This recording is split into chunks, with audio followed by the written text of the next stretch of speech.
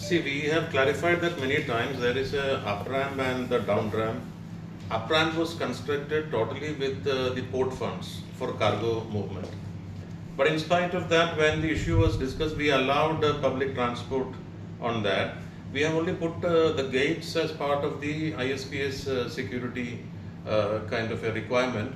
And in a meeting with the Honorable Chief Minister also, we have made it very clear that those gates will remain open. We have not closed that even for a minute. But then it is a security requirement, and when something untoward happens, then we need to kind of control the traffic coming into the port, etc. So it's just a requirement.